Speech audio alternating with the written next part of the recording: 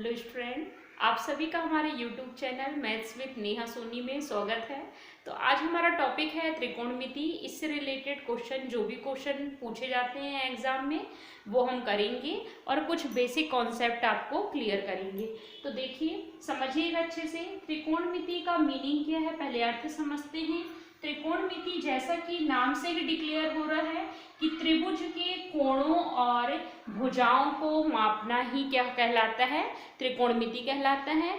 इसमें समकोण त्रिभुज, हम जैसे समकोण त्रिभुज लेते हैं एक, ये क्या है, समकोण त्रिभुज है, जिसमें कोण जो है इसका वो क्या होता है, 90 डिग्री होता है, 90 डिग्री, ये लिख लिए।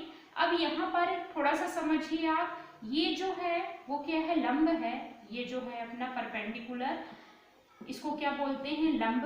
और ये जो बेस है वो क्या है, इसको कहते हैं आधार कहते हैं, ये आधार है हमारी। यहाँ पर ये वाली भुजा जो है वो क्या है, कर्ण है। तो त्रिभुज में जब भी समकोण त्रिभुज हम बनाते हैं तो यहाँ पर जो कर्ण होता है, यानी कर्ण की जो भुजा होती है वो सबसे लंबी होती है। आप ये याद रखिएगा। साइन थीटा कॉस थीटा का मान हमेशा या तो 1 होगा और ज़्यादातर इसका मान जो होता है वो 1 से कम होता है। रीज़न क्या है, क्योंकि इसमें जो कर्ण की भुजा है वो सबसे बड़ी होती है। यहाँ पर देखिए, अगर हम ए बी सी अपनी सहूलियत के अनुसार नाप लें, ये देखिए नाम इसका दे दिया हमने ए बी सी, तो हमको थोड़ा सा एंगल को पहचानने में इजी होगा। तो देखिए करेंगे क्या, कुछ एंगल आप समझिए होता है क्या, साइन थीटा का मान क्या होता है ये समझेंगे। साइन थीटा जो होता है वो बराबर होता है लंब डिवाइडेड कर्ण, लंब बटे आधार होता है। लंब को हमने मान के रखा है ए बी, आप ऐसा भी लिख सकते हैं ए बी, और यहाँ पर कर्ण जो है वो क्या है, ए सी है। यहाँ पर कॉस थीटा का मान अगर हम निकालेंगे तो कॉस थीटा बराबर होता है आधार बटे कर्ण। आधार को हमने लिखा, ये है सी बी, ये लिख दिया, और डिवाइड कर दिया किससे, कर्ण से, और कर्ण हमारा रहा ए सी, लिख दिया। अब इसके बाद टेन थीटा को निकालेंगे, तो टेन थीटा बराबर होता है लंब sine theta divided cos theta, यानी साइन थीटा का जब हम डिवाइड करेंगे कॉस थीटा से, तो देखिए आपको पहले मैं पूरा बेसिक समझा दूं, उसके बाद क्वेश्चन कराऊंगी।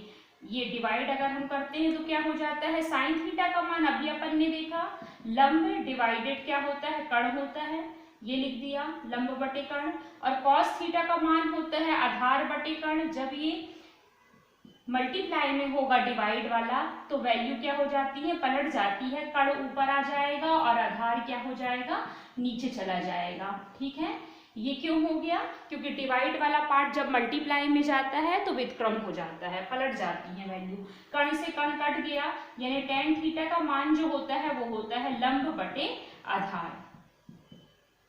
आप सीधे भी याद कर सकते थे, मैंने इसका बेसिक भी बताया है। लंब बटे आधार यानी लंब की वैल्यू क्या है, ए बी है, और आधार की वैल्यू जो है वो क्या है, सी बी है, या बी सी लिख सकते हैं। ये क्लियर हो गया होगा। अब देखिए, इनसे बेस्ड जो होते हैं और भी एंगल जो निकाले जाते हैं, यानी मेन आपको जो याद करना है वो है साइन थीटा का लंब बटे कर्ण होता है, कॉस थीटा का आधार बटे कर्ण होता है। तो आप टेन थीटा का इजिली बना सकते हो, कैसे, लंब लिखें डिवाइडेड कर्ण, और कॉस थीटा के लिए कर्ण को ऊपर आधार नीचे, कर्ण से कर्ण ब्रेक हो गया, यानी लंब बटे आधार होता है टेन थीटा का। इसी से रिलेटेड याद करना होगा टेन थीटा का फॉर्मूला, ये आपको याद हो गया होगा। साइन थीटा का लंब बटे कर्ण, कॉस थीटा का आधार बटे कर्ण, और टेन थीटा का लंब बटे आधार होता है। अब इनसे रिलेटेड और भी एंगल हैं, तो देखिए बनाएंगे अपन। देखिए ख्याल है, उनकी यूज से हम और भी एंगल निकालेंगे, जैसे है कॉसेक थीटा।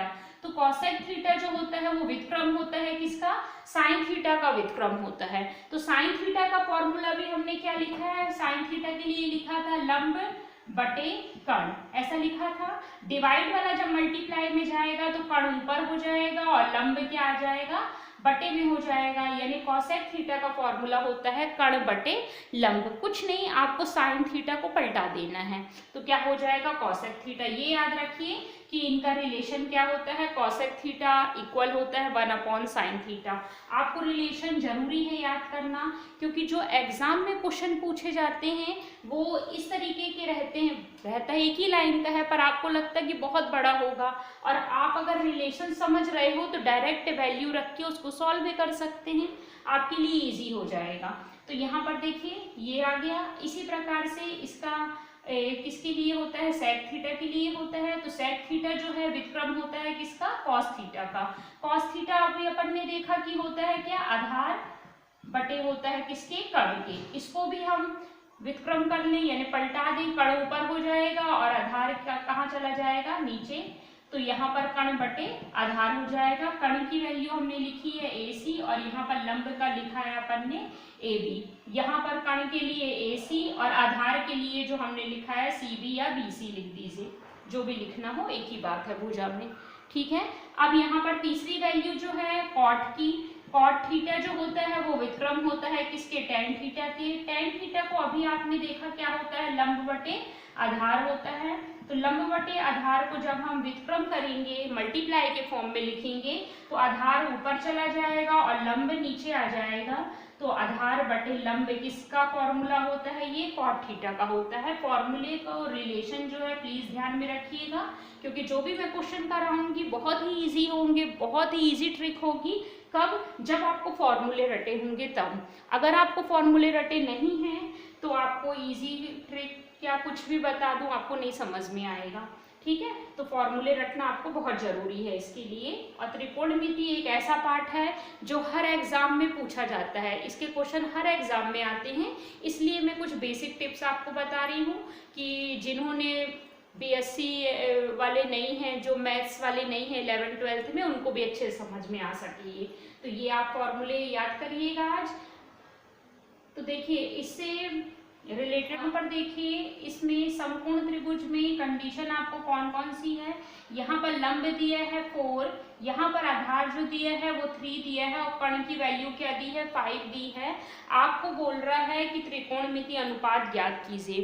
त्रिकोणमिति अनुपात क्या होते हैं, जो आपने करे हैं ना, एंगल निकाले हैं, उसको बोलते हैं अपन त्रिकोणमिति अनुपात। तो अनुपात निकालिए, यहाँ पर क्या क्या होते हैं। तो त्रिकोणमिति अनुपात कौन कौन से होते हैं, पहला है साइन थीटा, ठीक है, 6 होते हैं, जिसमें sine theta cos theta main होता है, फिर उसी के माध्यम से अपन सारी वैल्यू को निकाल सकते हैं। तो साइन थीटा इक्वल क्या होता है, साइन थीटा बराबर होता है लंब बटे कण। ये तो आपको पता होना चाहिए, तभी तो आप मान निकालोगे, नहीं तो कौन सा मान कहाँ पर रख देंगे आप, है ना।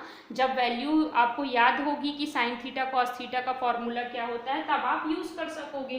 तो लंब क्या होता है, ये है परपेंडिकुलर 4, और कण जो है यहाँ पर क्या लिखा है, 5 लिखा है। तो 4/5 हो गई किसकी वैल्यू, साइन थीटा की। या आपको फिगर दिया रहे और पूछे कि कॉस थीटा का मान क्या होता है या टेन का मान क्या होता है ना, तो फिर अकॉर्डिंग टू क्वेश्चन के हिसाब से करिएगा। यहाँ पर कॉस थीटा का मान अगर दिया हो तो क्या करोगे, आधार बटे कण होता है। आधार की वैल्यू क्या है, 3 है, और कण की वैल्यू क्या है, यहाँ पर 5 है। यहाँ पर टेन थीटा के लिए अगर करोगे तो क्या करोगे, लंब डिवाइड हो जाता है किसके, आधार के। यहाँ पर लंब का मान क्या है, लंब जो है वो क्या है, 4 है, और आधार की वैल्यू क्या है, यहाँ पर 3 है।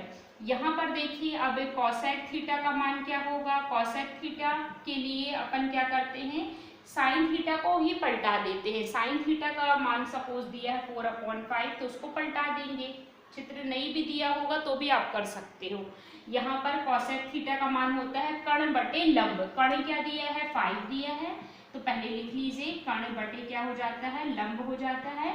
तो कण हमको दिया है क्या, कण क्या दिया है, 5 दिया है, और लंब क्या दिया है, 4। यहाँ पर अगर हम सेक थीटा का मान निकालेंगे तो क्या हो जाएगा, कण बटे हो जाता है किसके, आधार के। तो कण यहाँ पर दिया है 5 और आधार दिया है 3। यहाँ पर अगर हम कॉट थीटा निकालेंगे तो क्या करेंगे, कॉट थीटा बराबर होता है आधार बटे लंब होता है। तो आधार बटे लंब के लिए हम करेंगे क्या, आधार लिखा 3 और लंब जो है लिख दिया 4। ये हमारे हो गए आंसर। अब क्वेश्चन जो देखिए एग्जाम में पूछा गया था इस बार, ये वर्ग 2 में क्वेश्चन जो आया था कि एक का मान आपको दिया होगा, जैसे दिया है ये, कुछ भी मान दिया होगा। अब एग्जैक्ट मुझे पता नहीं है, कोचिंग में बच्चों ने बताया था तो मैं आपको बता रही हूँ। अगर किसी का एक का भी मान आपको दिया हो, जैसे दिया है साइन थीटा का मान ये है, लिखा है साइन थीटा का मान अगर ये है यदि साइन थीटा का मान दिया है, ठीक है। तो हमको मान ज्ञात करना है किसका, कॉसेक थीटा का मान ज्ञात कीजिए। तो कैसे ज्ञात करेंगे आप देखिए, अगर इसका मान दिया हो, अब कॉसेक थीटा का मान ज्ञात करना है तो आप सोच में नहीं पड़ेंगे, अगर आपको फॉर्मूला याद है तो आप इजीली 1 सेकेंड में बिना आप पेन उठाए कर सकते हो। कैसे, हम जानते हैं कि साइन थीटा का रिलेशन कॉसेक थीटा से होता है। क्या होता है, वी नो दैट, हम जानते हैं ये रिलेशन कि कॉसेक थीटा की जो वैल्यू होती है वो बराबर होती है 1 अपॉन साइन थीटा के, व्युत्क्रम के बराबर होती है। तो इसका पलटा हुआ, यानी पलटा दीजिए फॉर्म, 5 को ऊपर लिख दीजिए और 4 को नीचे लिख दीजिए, ये हमारा हो गया आंसर। बहुत इजी था, आपको कुछ भी करने की जरूरत नहीं होगी।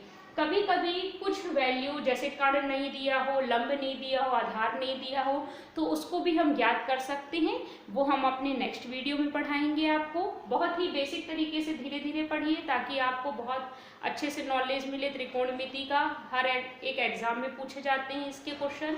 तो आज के लिए बस इतना ही, कल के वीडियो में पढ़ाएंगे इसका नेक्स्ट पार्ट, जब एक टर्म में विलुप्त होगी तो कैसे हम प्रमेय लगा के उसको हम मान निकाल सकते हैं। तो आज का वीडियो अगर पसंद आया हो तो लाइक शेयर एंड सब्सक्राइब जरूर करें।